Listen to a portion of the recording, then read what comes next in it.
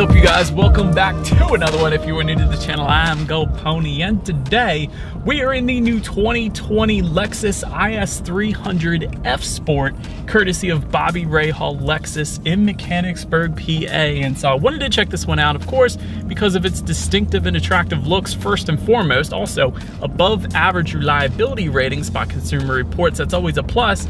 But the main reason I always like checking out any F Sport by Lexus is because these seats are the most comfortable seats known to man in existence today. And so without going into too much detail, I have a very bad back, and these seats really are the only seats to make me 100% completely comfortable, and I'll get more into that as we go. But what do you say? Let's go ahead and jump right into it. And as always, let's start with pricing. And so there will be two different configurations for the 2020 IS300 F Sport. There is a rear-wheel drive variant starting at $41,755. Then you have the all-wheel drive starting at $43,805. And so I broke the pricing down that way because actually, depending on what configuration that you go with, the power plant is actually going to be a little bit different. For instance, if you go with that rear-wheel drive configuration, you will find a 2-liter turbocharged inline 4-cylinder, putting out 241 horsepower, 258 pound-feet of torque. Of course, center rear wheels through an 8-speed automatic with paddle shifters,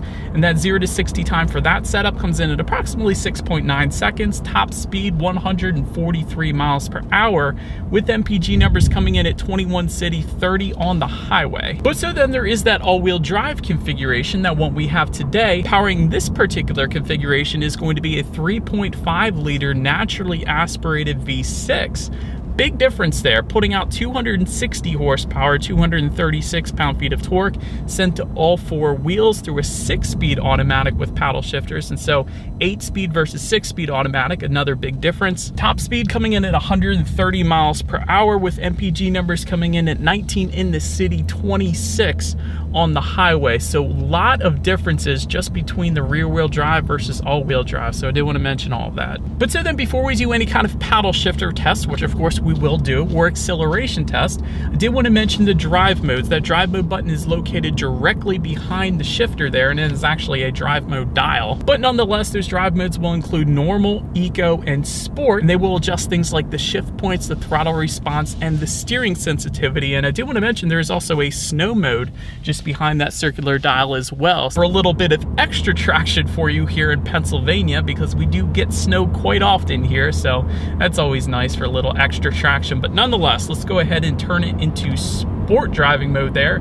First thing I noticed actually is it did change the gauge configuration, did change the gauge setup, I guess the gauge colors really, to be specific, but it did also immediately downshift for me, holding the RPMs at a much higher level. It's also going to adjust the throttle sensitivity and the steering sensitivity as well. All in all, that is typically the driving mode I prefer on most vehicles, so I'm just going to leave it in there. And to put it in full manual shift mode in the IS, what you want to do is slide the shifter all the way to the back and to the left. That is going to give me full control over the shifting here. So what do you say? Let's go ahead and do a quick little acceleration here. Nothing too crazy, but let's see how quickly these paddle shifters are going to react for us here. Here we go.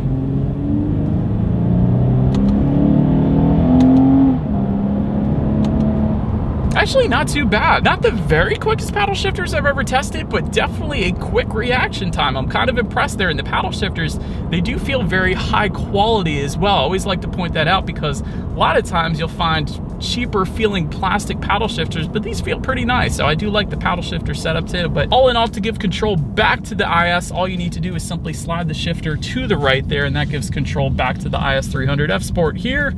And I do think you guys know what we have to do next. Let's do a quick little acceleration with the car having full control, and let's see how quickly we can get this one here up to speed. And there we go. Oh, wow. Yeah, buddy. Whew, I like the sound. That was nice.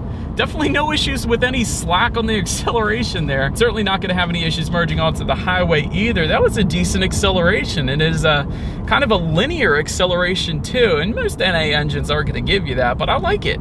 Definitely a nice smooth acceleration, I think is the best way to describe that. That was nice. But so then to go along with that acceleration, as always, braking is equally important. And so up front, you will find 13.1-inch ventilated front discs with 4-piston front calipers. In the back, you're gonna have 12 12.2-inch ventilated rear discs with dual piston rear calipers. And as far as the braking feel goes, it felt perfectly fine for me today as I'm coming up on a right turn here. Definitely no issues with brake pedal delay or anything like that, so that is certainly on point. Touching on suspension and handling then, up front you're going to have an F-Sport tuned independent double wishbone front suspension with coil springs, shock absorbers, and a stabilizer bar. The rest of that pretty much as expected, but F-Sport tuned suspension, that is definitely going to give you crisper handling as opposed to the standard IS300 without the F-Sport, so that's a plus as well. In the back, F-Sport tuned independent multi-link rear suspension, again, coil spring, shock absorbers, and a stabilizer bar. Now I did want to mention an option for the suspension in case you were interested. There is F-Sport lowering springs available from the factory for an additional $660. That of course is going to give you increased handling, a little bit firmer of a ride, but more so on the increased handling side of things, so that's a plus. Of course, to go along with that, it's also going to provide you a lower ride height, so it's going to eliminate some of that wheel gap, so that's always a plus too. So better looks, better handling, little firmer ride, so that's the trade-off, I guess, but that's there for you if you wanted it. But overall, steering feel is perfectly fine. Definitely a heavier weighted steering wheel. I would say probably heavier than the Audi A3 I recently test drove, so that is definitely a plus, at least in my book. Ride quality's been perfectly fine, and typically Lexus does an amazing job with ride quality, so once again, very much so on point. As far as cabin noise goes, if I'm being honest, I wouldn't say it's quite as quiet as an Audi, but it's certainly not bad either. It is a Lexus, so cabin noise is certainly for the most part going to be on point. I'm just saying, just got done reviewing the Audi, so I have it fresh in my mind, and that is a slightly quieter cabin, if it means anything to you at least, than the IS300 that we have here today. But then touching on visibility, I can see perfectly fine out the back, definitely no issues there, and usually with sedans you're not going to have any issues. But overall, a very nice ride, very nice steering feel, and I think what honestly makes it even better is you can throw this thing around the turns on the back roads because these seats are bolstered beautifully, and that is any F-Sport seats that you go with, so that is once again my favorite part about the IS300. But I'll touch on that a little bit. Let's now make our way to the exterior of this beautiful 2020 Lexus IS300 F-Sport. All right, so now making our way to the exterior, let me give you guys a little flash from the past here. This is the old Lexus IS300, also known as the Toyota Altezza in Japan, but this is where the IS300 originated, and then today we have this, the 2020 Lexus IS300 F-Sport. So it certainly has come a long way, although that Toyota Altezza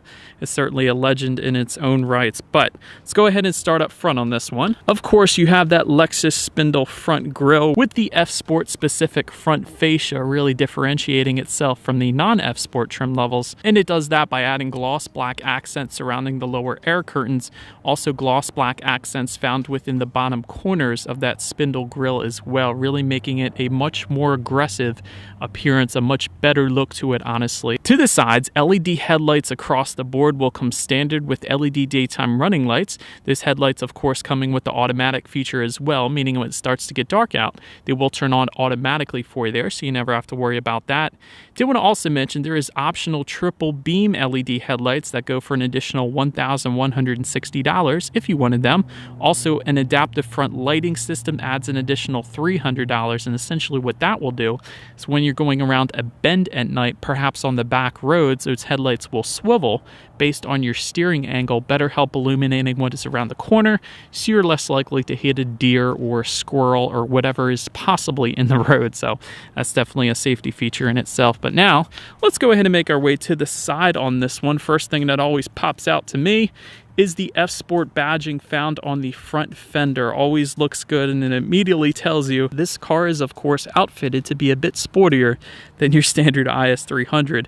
Chrome window surrounds will come standard across the board as well. Taking a look at those side mirrors, they are body colored power adjustable side mirrors, and they will actually come heated as well with LED integrated turn signals, and they certainly look right at home. I'm glad they're body colored and not gloss black on the sides there. I do like the body colored side mirror look. But taking a look down at the wheel setup, 18-inch split 5-spoke F-Sport specific alloy wheels will come standard on this one, but let me tell you guys, it is actually a staggered staggered fitment, in case you were curious, meaning the rear tires, rear wheel setup is going to be a little bit wider than the front wheels, meaning you can't rotate them, unfortunately. But as far as the sizing goes, it's 18 by 8 inches up front, 18 by 8.5 inches in the back. Of course, with it being a sports sedan, that is typically found in just about all sports sedans out there, even if you go with the all-wheel drive setup like we have today. But anyways, all-wheel drive setup, by the way, will also give you all-season tires, which makes sense, of course. But let's now go ahead and make our way to the back. First thing I wanted to mention to you guys is this rear spoiler that you were looking at right here. This is an added option for an additional $400 if you wanted to go that route. Just above that, of course, you have your shark fin antenna. LED taillights will also come standard back here, along with F-Sport badging found in the lower left-hand corner of that trunk lid. And just below it all, dual exhaust outlets with chrome tips. So I do believe you guys know what we have to do next. As always, here is that exhaust clip.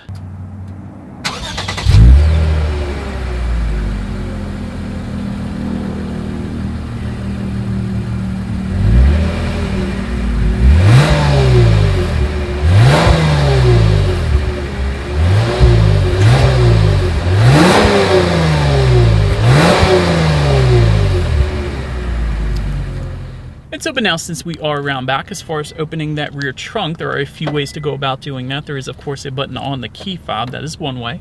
There's also a button by the driver's side left knee. That is a second way. And there is actually a rubberized button just underneath of the trunk above the license plate there on the right side of the trunk there. That is the third way you can go about opening the IS300's trunk there. But once opened up, cargo capacity is going to come in at 10.8 cubic feet. If that was not enough space, there is a 60-40 split, meaning the rear seats do fold down for quite a bit of extra space there if you needed it. Did want to also mention underneath the cargo floor back there, there is a spare tire in case anybody was curious there. Making your way to the rear legroom, that is going to come in at 32.2 inches, which doesn't sound like a whole lot, but for reference, I'm an even 6 feet tall. This is how much space I had back there. For those rear passengers, they can also find a rear center armrest with cup holders. In addition to that, rear ventilation can be had back there as well, and that's something that doesn't always come standard in the size of this particular vehicle, so it is nice to definitely have that back there. But then make your way to the front seats. 10-way power adjustable driver's seat with power lumbar will come standard. 8-way power adjustable passenger seat along with that. That's definitely nice. Heated and ventilated front seats come standard with the IS300 F Sport. A lot of times the ventilated front seats will be an option like on Audis typically.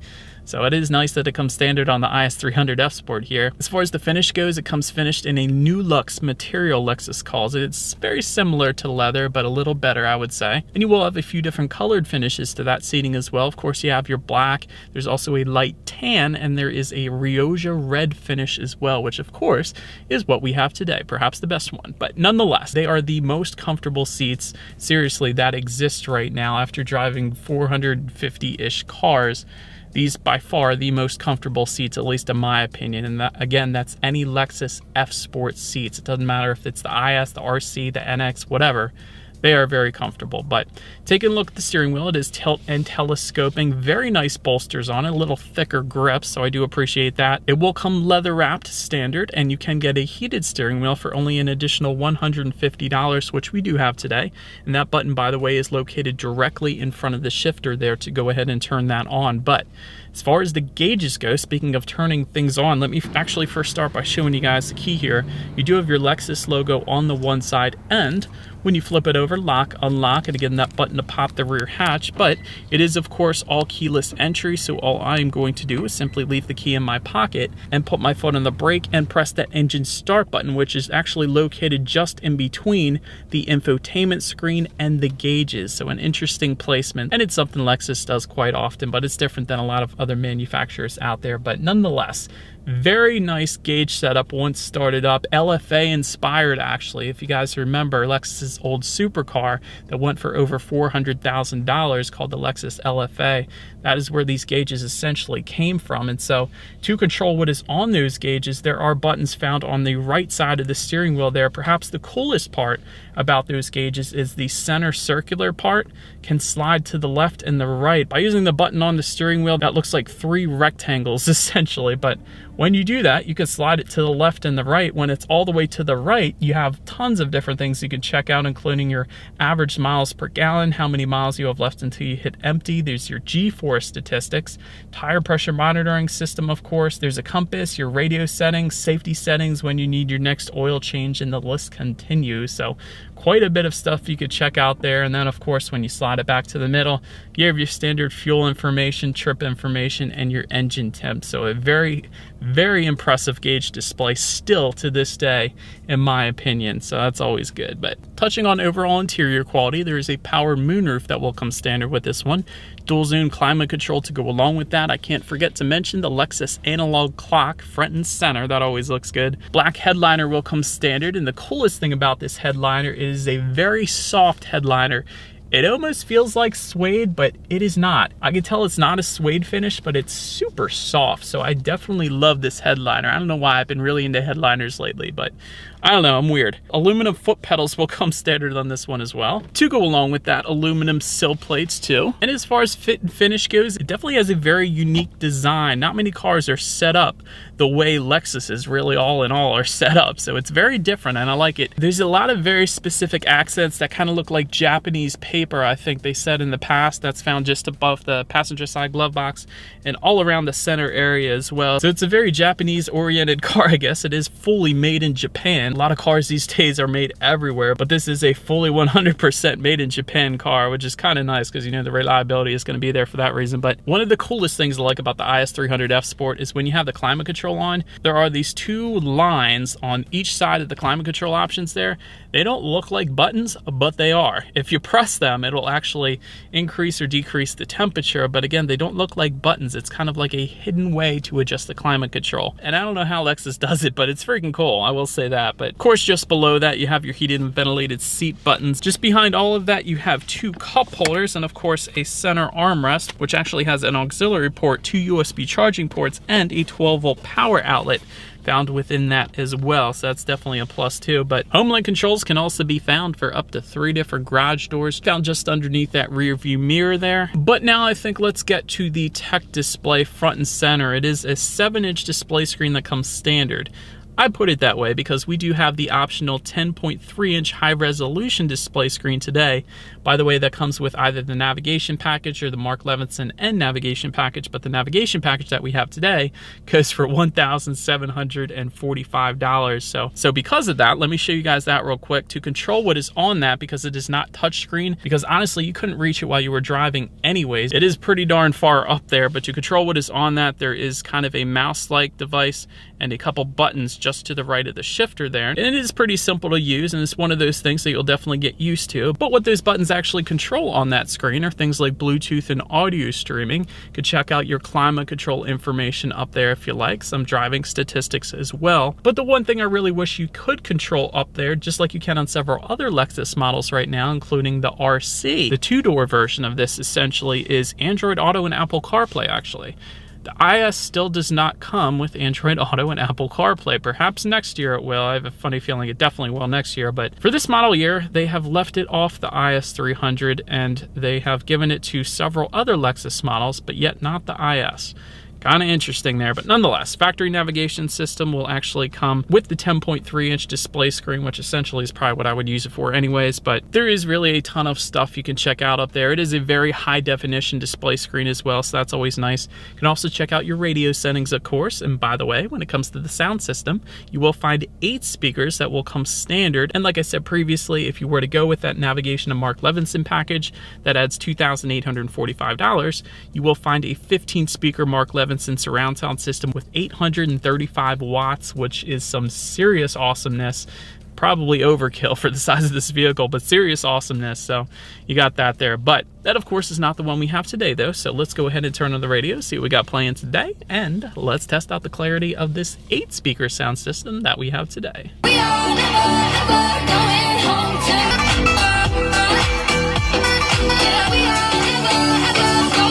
Actually, gotta say, I loved it. That was a perfectly fine sound system. 8 speakers is just fine for the size of this vehicle. Bass was certainly nice as well. So really, Mark Levinson is going to absolutely kill it, don't get me wrong, but that was a really good sound system actually for a standard sound system on any vehicle, really. So well done, Lexus. But so then last thing I wanted to mention to you guys is when you do put the IS in reverse, you will find, of course, a rear view camera letting you know who or what is behind you, which is always going to lead us into safety. And so to start, front side and side curtain airbags will come standard, along with the driver's knee airbag up front as well. In the back, you're going to have latch, aka lower anchors and tethers for children for the rear car seats. Also back there, rear child door locks, and also some of the advanced safety features standard on the IS300 is going to be included in their safety system called Lexus Safety System Plus. And that is going to include pre-collision system with pedestrian detection, lane departure alert with lane keep assist, intelligent high beams, dynamic radar cruise control, and road sign assist as well. And to go along with that, another standard safety feature is blind spot monitoring system with rear cross traffic alert. And that's what I always look for these days. That's where the little car icons are in the side mirror, so it kind of prevents you from turning into somebody on the highway. It lets you know what's in your blind spots. That's pretty cool too. But in addition to that, there are some front and rear parking sensors available for an additional $500 if you wanted it.